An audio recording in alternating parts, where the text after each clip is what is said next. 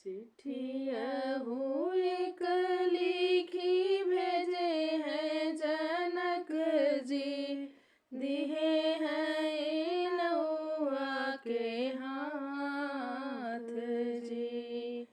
ई चिट्ठिया जे अवधपुर जई हैं, जहाँ राजा दशरथ दुआर जी। ई चिट्ठिया जे अवधपुर जई हैं, जहाँ राजा दशरथ दुआर जी।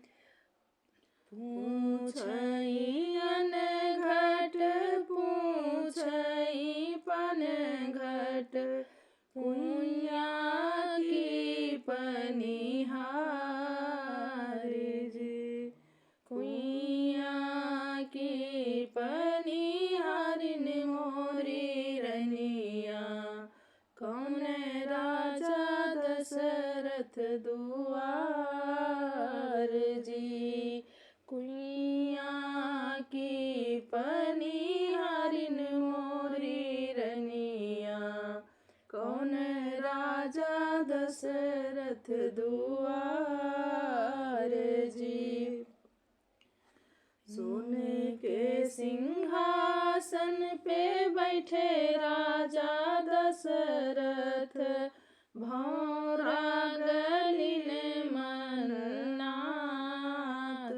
जी। मचियहि बैठी कामिनी बेनिया डोलावै, उहै राजा दशरथ दुआर जी। मचियहि बैठी कामिनी बेनिया डोलावै, उहै राजा दशरथ दुआर जी।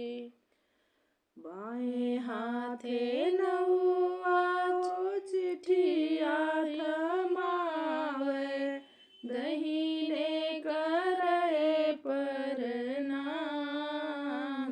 जी।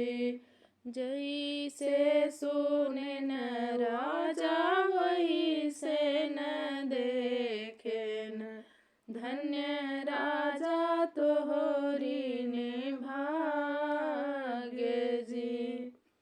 जैसे सुने न राजा वैसे न देखेन, धन्य राजा तोहरी ने भाग्य जी।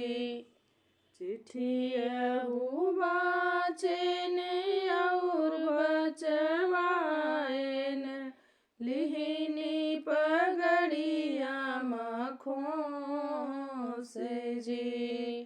बरहे बरिसवा के राम दुलरुआ, केहि विधि रचब बियाह जी।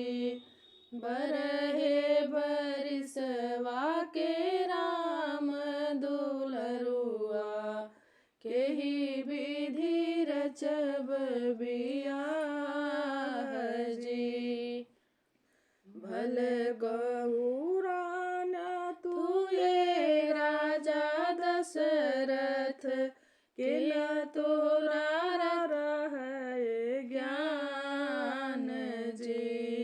भल गौरान तुए राजा दशरथ, केना तोरा राजा है ज्ञान जी। राम बियह नजर भरी देखी, मोरी तोहरी हृदय जुड़ात जी। राम बियह नजर भरी देखी, मोरी तोरी नजर जुड़ात जी। चिट्ठिया एक लिखी भेजे हैं जनक जी, दिए हैं नौआ के हाथ।